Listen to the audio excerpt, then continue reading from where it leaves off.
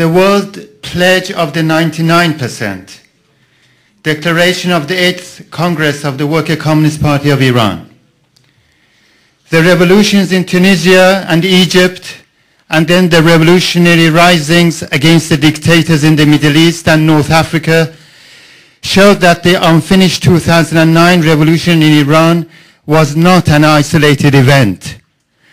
As our last Congress had stated, that revolution spoke of the end of the dark period in which the new right, the new world order, and the war of the terrorists had been on the offensive. It spoke from the people's hearts. Then the anti-capitalist movements in the West in 2011, from the revolts of the have-nots in British cities to the strikes and protests in Spain, Greece, Israel, Italy, France, etc., and the Occupy movement in the USA and Europe, showed that this new period of revolutions and mass uprisings was not limited to the Middle East. It is indeed a new and universal situation, one where, against the backdrop of world capitalism's economic crisis and dead end, the rank of the 99% is everywhere rising against the system of profit, market and wages, against the state, bureaucracy and its corresponding democracy, as well as against the system's sanctities and values, such as religion, nationalism, and obliteration of universal human identity. The stormy 2011 will be recorded in human history as the start of a global wave of revolutions of the 21st century for the emancipation of humanity. On one end of this immense movement stands Cairo's Al-Tahrir Square and the revolution for bread, freedom and human dignity. And on the other, New York's Occupy Wall Street with its Will of the People's Assembly and a practical critique of the democracy of the 1%. This global revolutionary wave has already overturned the old dominant perception of the last few decades and changed the political and ideological balance to the advantage of revolution, with far greater changes still to come.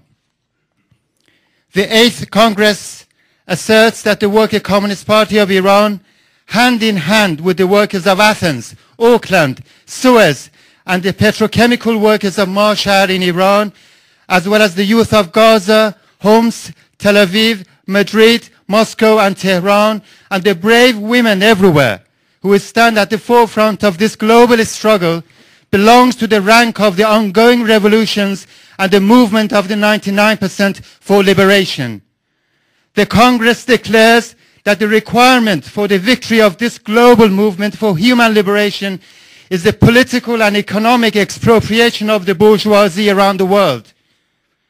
As the experience of the revolutions in Tunisia, Egypt and Libya shows, removing the dictators from the scene while keeping the dictatorship of capital by the generals, Islamists and nationalists is a threadbare project for defeating the revolution. The first condition of people's victory